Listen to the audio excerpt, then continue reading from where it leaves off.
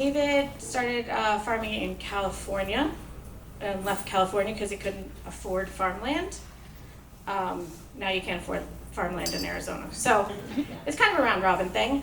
And prior to farming, David was a chef for 20 years. So his love of food is forever deep in this. And I will tell you right now, the way that we do things is really based on what is best for the food, whether it's nutrient density, and that's what you're looking for, or soil health, or ultimately like egg, my chicken's health and all of that. We're not price driven in that, we take a lot of extra steps. So if you have questions about the steps that we take and what you could or could not, don't do or don't have to do, but we can talk about that too.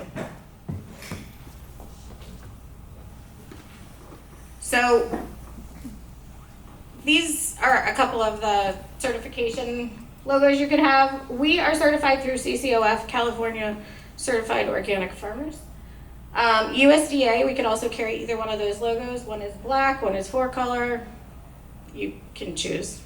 And then MOFGA, I'm from Maine. MOFGA's from Maine. They were my first introduction to organic farming when I was a real little kid. They have an amazing system in Maine, and they actually have a fair every September. It's called Common Ground. And if you're ever in New England in September, I think it's the third weekend of September, it's amazing. It's absolutely, if you love anything about farming, any part of farming, you should go there. It's fiber, it's trees, it's crafts, it's food, it's everything that is farming.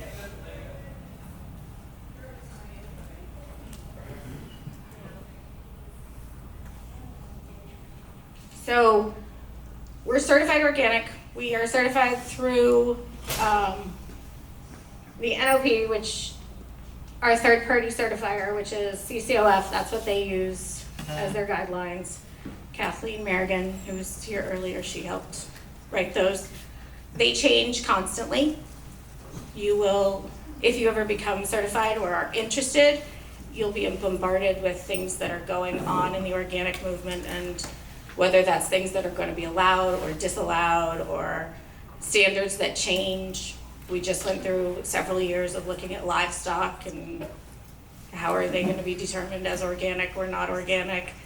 Currently, it's the last third of the gestation period and forward for their entire life, and they must be on certified organic ground. It's a thing. But, it's also, people will say, well, you're organic, but are you non-GMO? Yes, absolutely. I can't even tell you. But I will tell you, a lot of people who are certified organic will also put the non-GMO label on their boxes or their packaging just for that effect, because most people don't equate organic and non-GMO all the time. So people often in these settings or otherwise, especially, we have a store at the farm, so I meet a lot of people on the weekends at the store, and they'll be like, well, isn't it so hard to be organic? No. If you're a good farmer, you should absolutely be an organic farmer. And I will tell you that more and more conventional farmers every year, even large ag, are adopting organic standards. Acre per acre, there's a ton of land being transitioned to organic every year. I don't have that statistic with me, but it's big. So it's not, I would say small farms have it actually easier to be certified organic, in my opinion. I mean, I've worked with some large farms, and just like large businesses, it's harder to move through the system when there's so many layers. So at our farm, literally David will call me and he'll be, Sarah, I need some gypsum. And I'll say, okay, and he'll have a truckload of gypsum the next day. Now in a big farm, thousands of acres, you have to go through the whole, probably 4 or 5 different departments, and it usually takes 20 to 30 days before you can get that product. In 20 to 30 days, your soil, your plants have changed dramatically, and you may have lost everything. So on a small farm, once you're established and you know what you need and you're looking at it, I feel like it's a whole lot easier to just make those changes and adapt very fast. It's very frustrating to me when people will say, well, you know, I'm too small. No, because this system, just like if you ever have to have a food safety plan, this is your system. It's not what a big farm is doing. You make it fit your farm. You write your plan. As long as it meets the guidelines and it's easy, you know, you can do that. You can do this. You can do this in 20 minutes a week. It's not just about avoiding chemicals, so yeah, a lot of people will say that. It's really about being true to the ground. I mean, and again, like one of the previous speakers, he was talking about how he doesn't know anything about hydroponics. I'm a dirt person. I love dirt. Dirt's the best. My kids didn't wear shoes for the first 3 years of their lives. They barely wear shoes now. Soil is living, it's breathing, it gets diseases, it gets viruses, it can die. Soil is what I would say, and this is gonna sound super corny, it's kind of like the lifeblood, right? Like it all starts there. There's a point to grounding and how you feel when you touch the ground. Okay, everybody looks lost. Is everybody lost? Gotcha, yeah? So it's there. And every plant, whether it's a tree or arugula or a weed, I mean, we get, all of our life is coming from that dirt. And we don't give that enough thought, I don't think, especially here in this country, and especially here in Arizona. Our dirt is what's keeping us all alive. And so think about that, okay? But, you know, so you have to practice soil health. If you're gonna be organic, you have to practice that. You have to not just, I'm gonna talk to you a lot about this. Is one of the reasons we are as successful as we are.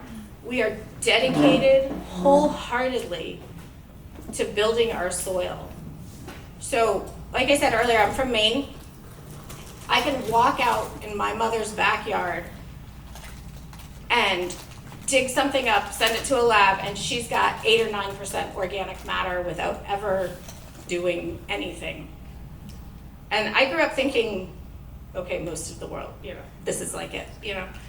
And then I came here, and I was like, all right, let's read this soil. There's no organic matter in this soil without it. David has achieved up to 2% organic matter in our fields, which sounds like nothing compared to what I just told you about Maine. It's an amazing statistic when you talk about what you can get here in the desert. We farm in Maricopa County. We're about 45 minutes from here. We do farm in the Maricopa Water District area, so that means our irrigation water comes from Maricopa Water District, and it's not cap water. That makes a difference because it's not quite as salty. It's still salty, but it's not quite as bad. But I can't even tell you how excited we were when we got that test result back about 10 years ago. I was like, woo! Anyway, so do it. You know, like go test your soil and see what's there. We test soil every week somewhere on our farm. We're 40 acres.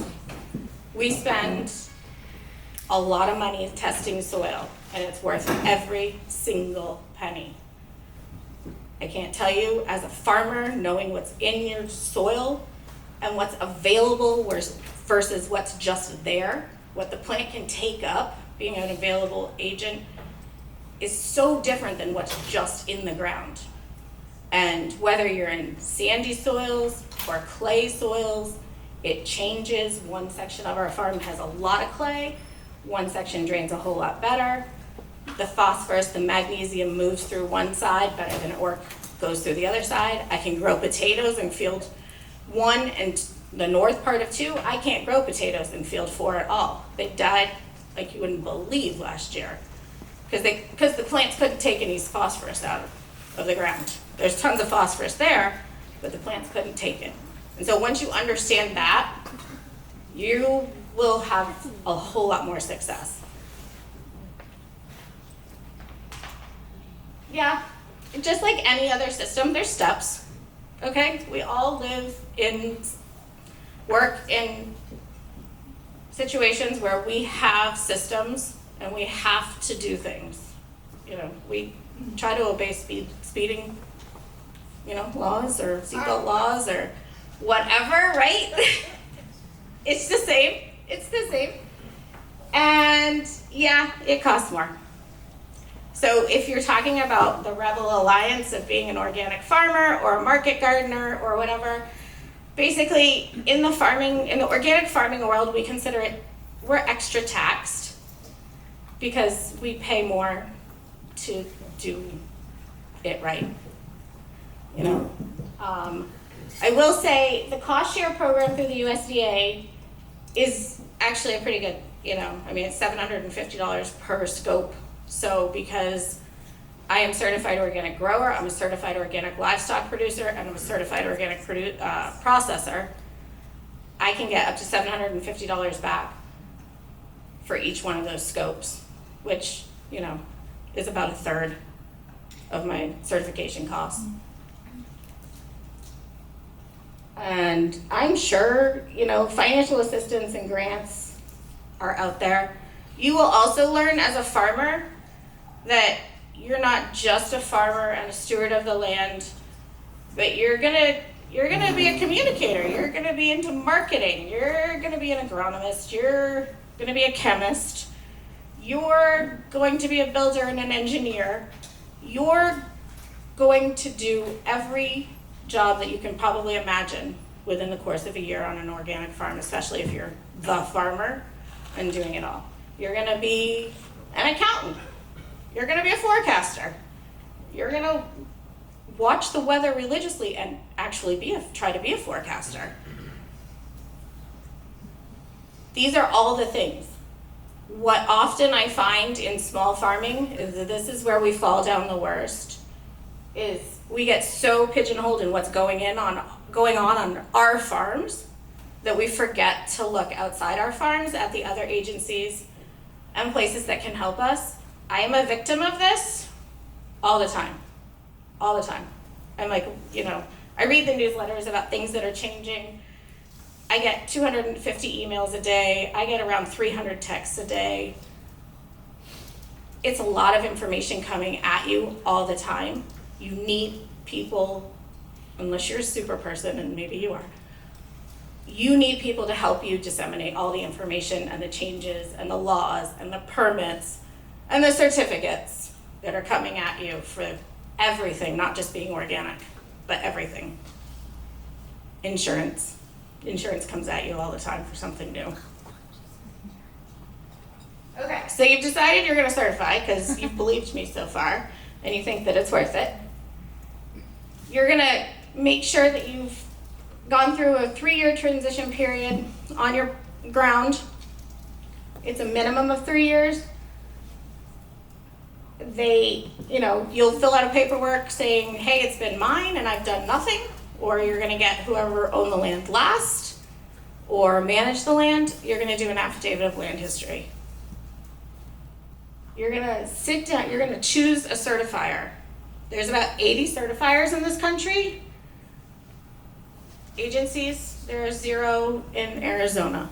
So you're gonna look outside of Arizona to find a certifying agency. Most of us use something like CCOF, QAI, Oregon Tilth.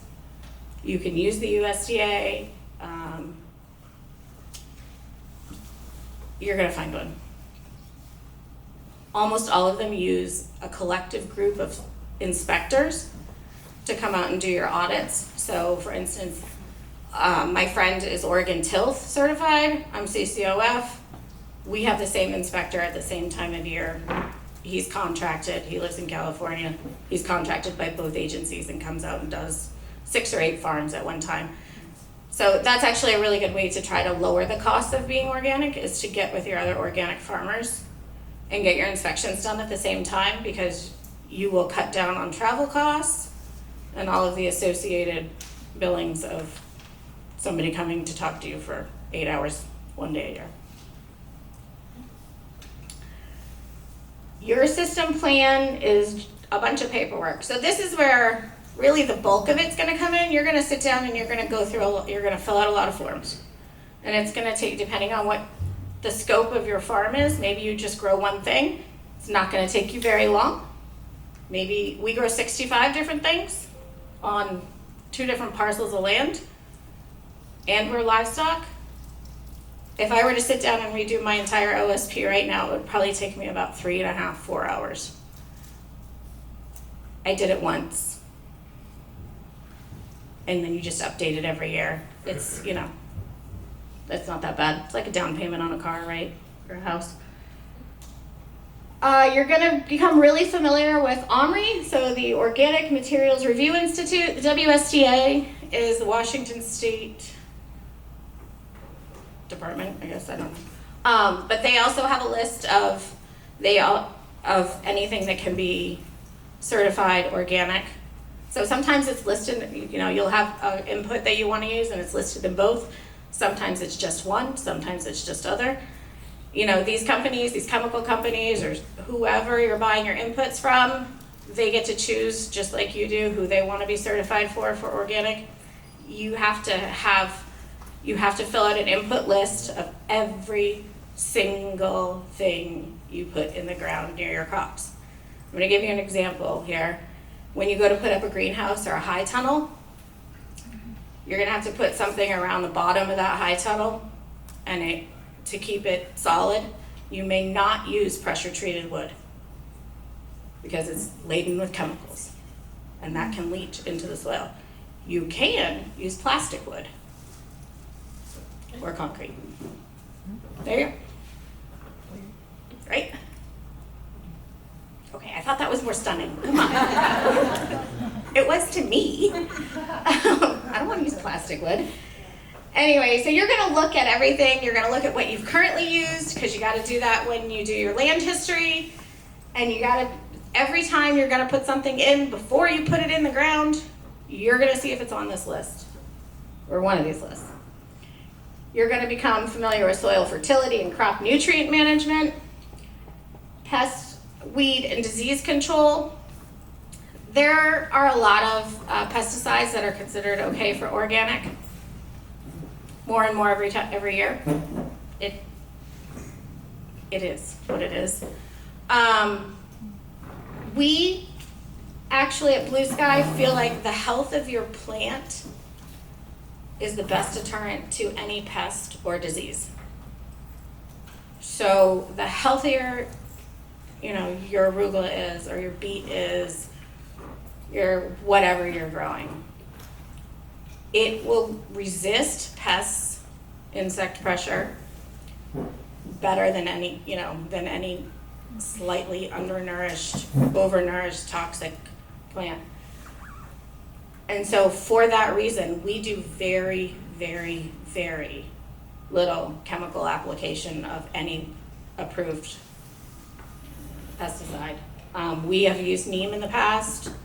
We'll use peppermint oil around our greenhouses, like on the outside, to keep away bugs.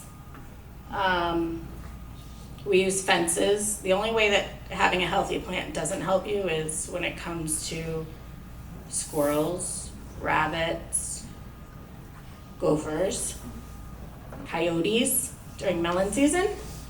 You know, so fences also, let's talk about, because you're gonna need those. And disease control we mostly fix with healthy plants. So if your plant can take up what it needs from the ground, you're gonna be better off there too. And a lot of times that means don't plant too dense, because that's what a lot of people will also fall into is, and I'm not gonna pick on big farms all day, but I'm gonna pick on big farms here. They're looking for quantity over quality. And so they're looking for pounds per acre in a lot of places. And because they're producing so much, they can afford easily to lose 10 to 15% of their entire harvest to bad product. It's okay, because they've got so much of it. When you're a small farm, that's the difference between making it through the year and not. If you lose 10% of everything you grow, just because you planted too much, too dense, and your plants couldn't, take up enough nutrient, or it wasn't enough nutrient, too bad for you, and there's nothing else to fall back on. So it's often people want to cram more stuff onto their land. Don't do it. Really think about, I'm gonna make a better broccoli crop, and I'm gonna plant less plants, but I'm gonna get 2 or 3 harvests out of that broccoli. I mean, you're not gonna do that with cauliflower, and you're not gonna do it with, onions and some of those things, but definitely there are other things that will come back, or you can go right back in the ground a whole lot faster, right there. Buffer zones, you gotta know who your neighbors are and what they're doing, what they're spraying. You gotta send them a letter saying you're organic, and please don't destroy my organicness. Recently, at our farm in Litchfield Park, our 20 acres where the offices and processing are, which is where we used to also have an additional 35 acres of growing, we lost our 35 acres we rented it from the dairy next door for about 24 years. And the dairy sold to development. And so 1, we had to go find new land, which was almost impossible. But 2, the 8 acres that I have available that aren't in livestock production, because we still do that, I couldn't grow on for 2 years because the developer is putting in roads and laying asphalt and spraying, concrete and digging up things, and I had to readjust my buffer zone, and I've left that land pretty much fallow for almost 2 years. It's just now ready to be regrown, to start again, and I'm like, well, what am I gonna do there? And I think I'm gonna do trees, because it's also hard to manage 2 different operations with 1 farmer. And although we have a big set of equipment, it's, 10 miles between the 2 farms is a lot of logistics. But I could plant trees there, and I could have a great crop, or maybe camels, right? Anyway, so you got to look at that. Where are your buffer zones, and who's next to you? What are they doing? Because you really have to be aware, because there is drift, and as an organic farm, you're responsible for drift. You have to mitigate that. Sarah.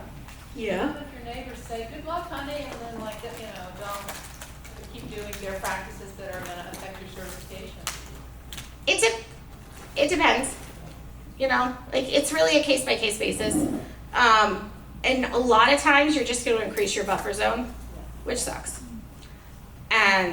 But most of the time, I have found people like to be near farms. They like it. There's some smells associated with farms, and there's some noise associated with farms, but it's not somebody looking in your backyard all the time. It's a little more peaceful. So I think most of the time it's very easy to say that, or you can go up to them and say, you know what, I'll take care of your weeds. Please don't spray. I will take care of your weeds. And it's absolutely worth it to do that. Livestock standards, lots of livestock standards if you're anybody interested in doing livestock. Okay, so I do certified organic chickens for eggs. We have done meat chickens in the past. I like egg chickens better. They have way more personality. I also raise goats. I don't certify my goats because I don't have a dairy license. The former Arizona director of ag threatened to sue me personally if I tried to do the herd share program and have a raw milk goat dairy. I wasn't gonna go up against that. He called me, Dr. Killian, yeah. And so livestock, like I said, they have to be raised on organic ground. So my chickens, I'm a bad chicken business person. I'm gonna tell you how I do it. I have happy chickens and I have ducks. I have certified organic duck eggs too, not that many. Most people who do eggs on a big scale, they don't really get out on the pastures. My guys are out on an acre and a half. I have about 180 chickens and 30 old ducks and 1 goose. And they are integrated with my goats. And they have a chicken house that they could use, and they use it for shade. But I have never once forced my chickens to go inside. Never once. My door doesn't even shut anymore. The flaps on the sides of the house is about 65 feet long, and all the sides come up, so it's good ventilation in the summer. I think there's actually a chicken picture in here, and you'll see some of them. But they're outside all the time. I feed them twice a day. They have a little pond because I hand dug a pond this summer. And they are with my goats, with my donkeys. And I do this. I integrate everybody together. 1, because it's easier on pasture management, manure management, everything. 2, I don't want to chase 180 chickens ever. I do have a dog that will herd chickens really, really well, but I'm not doing that. I don't want to wait for her to do that either at night. And it's just, they know what they're animals, you know, like, who am I to tell them what they should be doing? And they know when to roost or where to roost. Different breeds want to roost at different heights. Most of them like between 2 and 4 feet. I have some that want to be way at the top on the roofs. So in order to make sure that I'm not having an owl problem or a hawk problem, I run electric tape, fencing tape, from a pole in the center of the roof of their chicken house out to the posts around the fences or the trees. And that stops any predators from the sky being able to swoop in, pick anybody up, and take them off. I used to use fishing line. Don't use fishing line. It's hard to find. But the like 1/4 inch to 1/2 inch tape, I love that. We've used netting before. It gets stuck in my hair when it falls down. It's not fun. And also the netting, if it does fall down and the goats step in it, then the goats are dragging it around and they end up hurt. And yeah, anyway. But so livestock standards, there's things like that you can do to get away from the predator issue and to let your animals have the most natural life they can. Record keeping, yep, you're gonna keep a lot of records. It's not that hard. You're gonna use a combination of many, many systems to get this done if you're like me. We'll talk about that in a minute. But you're gonna be inspected annually. They're gonna go through everything. They have the right to go through everything. When you sign up for this, they can go through your invoices, they can go through your harvest records, they can go through your sales records. They're gonna do something called a mass spec audit, which means you're gonna have to trace all of your sales of a specific spot of carrots in your field all the way back to seed to make sure that you are not selling conventional carrots. If you're an accountant, it's easy. If you're me, it's stressful. I'm like, do I have that paperwork? Is it all in order? But yeah, so they're gonna do that. They do it every year on my eggs, and they do it every year they pick one crop to do it on. Labeling requirements, you're gonna say, you know, you're certified organic, it has to go at the bottom of the bag or the box or you're gonna have to get every label approved by your certifier. It's as simple as sending an email and waiting a couple of days, not a big deal.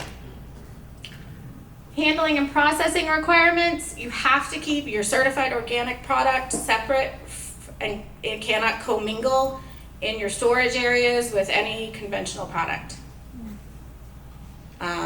And if you have a store like I do, it has to be very clearly identified what is organic versus what is not.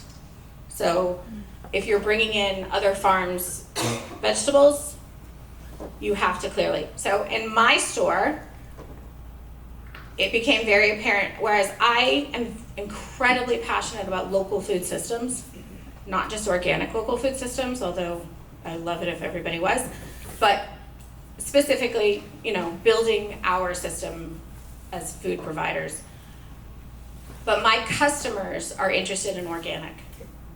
So because there are so few organic providers here in the state, I source in the summer and through the winter all of my what I call accessory produce from small farms in California. I will not sell anything that's not USA grown, and I won't sell anything that's not organic if it's produce. So I do have some really great Italian pastas on my shelves that are not certified organic, but don't tell. And the other part of that is I do sell a lot of products like kombucha that is made locally that is not certified organic. Certification fees, it's a little different, I think, with every certifier. I pay a percentage of my sales, or my fees are based on my annual sales of organic product. And here again, you get to deduct your organic inputs from your cost of your revenue, or from your revenue cost. So there's a formula. It's higher than I would like to see every year, but there's a formula. The compliance at the NOP, that's what you're gonna have to do that's your third-party certifiers. That's their job, is to make sure you're compliant with all of the new changes and everything that come around, and that your inputs haven't been what they call sunset or removed from the allowable list. That changes all the time. I'll give you an example of this is we use a lot of fish emulsion as fertilizer. So liquid fish, ground up bodies and scales and parts nobody eats. Smells fantastic. I'm from the East Coast and the ocean. It actually doesn't bother me at all, but everybody else thinks it's disgusting. Fish emulsion is made with phosphoric acid. That's how they stabilize it. Comes in these giant containers for us, 275-gallon totes. And a lot of times that's what we buy it for, is the phosphoric acid, the phosphorus in the soil. The plant needs the phosphorus, right? You cannot buy the exact phosphoric acid that they put into that fish emulsion to put on your organic ground. It is not allowed. But it is acceptable as the fish emulsion product? Yes, if it's mixed with dead fish, absolutely okay. If it's mixed with beets, it's okay. It's a stabilizer in those products, and it's okay. If you just want to put phosphoric acid in your ground, you cannot do that. Hence why I lost my potatoes. Corrective action. So you're going to go through this whole thing. You're going to fill out your paperwork. You're going to submit it. They're going to walk you through it. I've never met a more helpful group of people than organic people, than people who are at these certifying agencies. Do you have a question? Yes, is organic gem not allowed? Gem? Yeah, that's the fish emulsion. And it's called organic gem. If it's certified organic and it's got the OMRI or somebody else's label, then yeah. Okay. And that's the good thing about when you go to a certifier, they're going to give you this incredible database, and it's so easy to figure out. It's like a 3-minute process to say yes I can or no I can't. So if there's a problem, most of the time you're going to get a corrective action. It usually comes in documentation, your problem is documentation, or I want you to, I don't know what it is. It's always been documentation for me. You didn't fill out this form that we're requiring this year. This year, it's, everybody has to, even distributors, I can't remember the name of the form, but anyway, it's to try to mitigate organic fraud. So you have to prove that you have to keep everybody else's organic certification on file and prove that, your seeds are organic and your this is, or what you sell in your store is organic. I have to keep all of that on file. Continuing education, that's what I'm talking about. Read those emails that I delete, because then you come up with a corrective action that you missed something. So let's talk about why you should be organic. Because in 23, $63.8 billion was spent in the United States on on organic food. That's a good chunk of change. And it's growing. I was astounded. All right, so start small. It's a big thing. Come into this. You don't have to do your whole thing. You don't have to do your whole program. You could start with just your greenhouse. Because, by the way, there are no certified organic greenhouse transplant companies, businesses in the state of Arizona. So all of us who use transplants use somebody out of California. And we all we pay more to get our plants shipped here than we do to get our plants grown. And I have 3 greenhouses. They're all about 30 by 90, 96. And we do some of our own transplants, but in the summer it's really hard. It's hot. And if you put shade cloth on, your plants get too leggy and they're not good, and anyway. So start small. If you want to just do your tomatoes, you don't have to do your whole farm. You could just do microgreens. You could just do mushrooms. You could, start with one thing. Try it out. See if it's worth it for you. Sorry. Soil management, you're going to look at composting, crop rotation, using manures, fertilizers, all of that. Get a plan.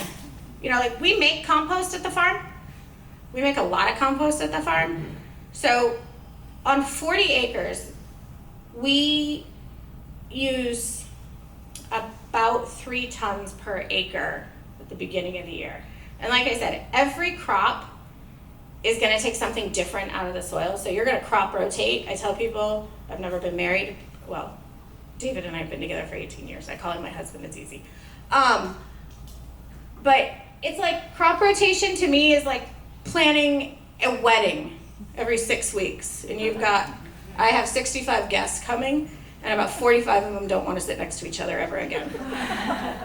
That's what that's like. And I've got about 20 of them who work really well with 4 or 5. So we do a lot of companion planting, and we do a lot of, no, that was there this year, and it was over there last year. We try not to put any of the big things like cauliflower, cabbage, bunch greens, onions, tomatoes, all of that kind of stuff in the same place for 2.5 years.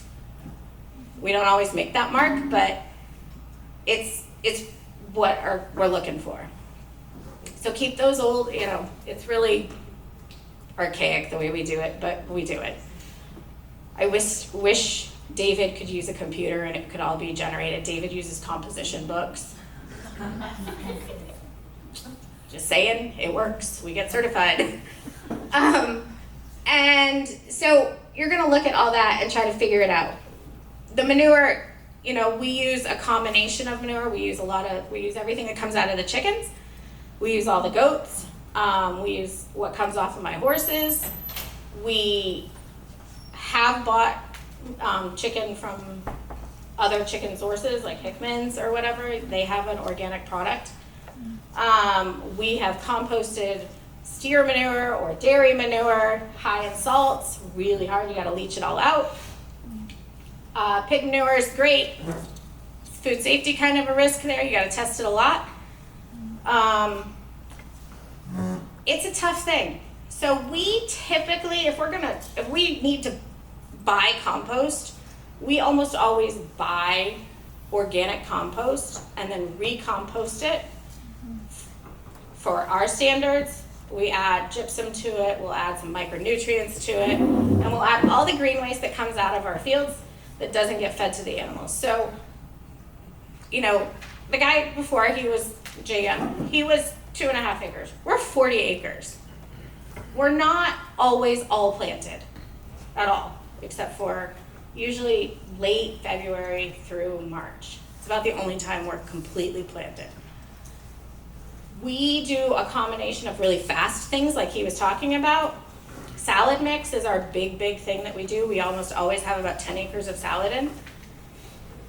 And the rest of it, you know, we're doing bunched greens, we're doing a lot of the roots, but we also do a lot of cauliflower and the bigger things that do take time. So when, you know, like, but cauliflower, for instance, is a plant that can grow 4 to 5 feet tall, and then you have this giant frame with this little tiny cauliflower. It's not going to make you another cauliflower. So we cut the whole plant out at the base, send it to our processing field to get cut and sold, and then everything else, all the parts of the green plant, if we're not feeding it to an animal, goes right into our compost. And so we're about 50% green waste to manure in our composting operation. All right, where are they? You're gonna keep records. Let's talk about that. You might want to use a digital system. I don't know. I do. You might not. Haven't met David, but he doesn't. And so cost and market. Why should I become organic? Well, in my opinion, it's the right thing to do. And I don't know if you necessarily get more these days. I mean, if you had said something a couple years ago, I would have said yes. I mean, the price of food is pretty volatile right now, so we're always looking at that. And I try very hard not to gouge people just because I'm a small farm and I'm organic. So there's that, and like I said, you know, I'm a little different than the whole, when he said earlier, add 25 cents, that's right in your pocket. That also could drive a fair number of people away. And here in Arizona, we are so close to California and Mexico that it's a completely different market than it is in the Northeast. My mom, you know, regularly pays $5 a bunch for radishes at a farmer's market. I can't imagine charging $5 for a bunch of radishes. I mean, it's $1 a radish, come on. And so I feel for that, because in my heart of hearts, and I think in David's heart of hearts, everybody deserves to eat healthy food. Every single person should be able to afford healthy food. And that's where you have to think about that, and you have to also reach out, because there is SNAP that, you know, and Double Up Food Bucks in here in Arizona as a producer. And that's an amazing system. So if you're not familiar with that and you do grow food, you should absolutely get in touch with Pinnacle and Good Food Finders and U of A over there, and all of these people. They do a lot of really good work to get really good food to everybody. How am I doing on time? Am I fast? Slow? Good, you have about 30 minutes. Oh, perfect, okay. And so direct to consumer channels. So at the farm, we have a store, we have a CSA, we have drop locations all over the valley. We house Sun Produce Co-op, which is a cooperative of about 40 local growers. So they're in one of our coolers. We go to 2 farmers markets a week, downtown Phoenix and Gilbert. We do a lot of wholesale through not just the co-op, but other avenues. I sell a lot in-state to other co-ops and places like that, CSA programs. We have all of our salad mixes in all of the Sprouts in Arizona and Las Vegas area. So there's 59 Sprout stores that we have salad mix in. I think that's all my channels, I'm not really sure. Oh, we sell into New York City, I forgot. We outproduce what I can grow here. And so I send about 2 semis a week of salad mix, spinach and arugula to New York City. That's not good. That's actually the biggest thing that I am not proud of, because I would like it to stay here. I would like to have a market here that I can sell that to. That would be the first place that I tell to get lost. I mean, it's good money, and it goes to all these high-end restaurants, and it goes all over the, you know, the Northeast. They ship it all over. I don't care. I want to grow food for my people here. I'm a big, big, big believer that if you cannot feed your community, you have no security. And anyway, that's a soapbox thing, we'll talk maybe later. But that's my sales channel I would like to get rid of the fastest.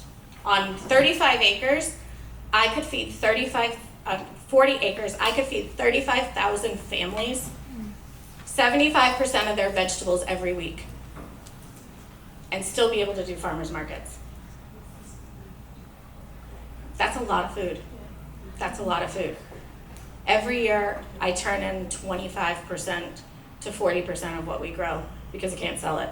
And David doesn't know how to plant small or according to plan. So, yeah, there's that. But I have really great yields on organic. So when people tell you that organic food doesn't yield as much, that's bullshit. It absolutely does. There's a cotton farm in Texas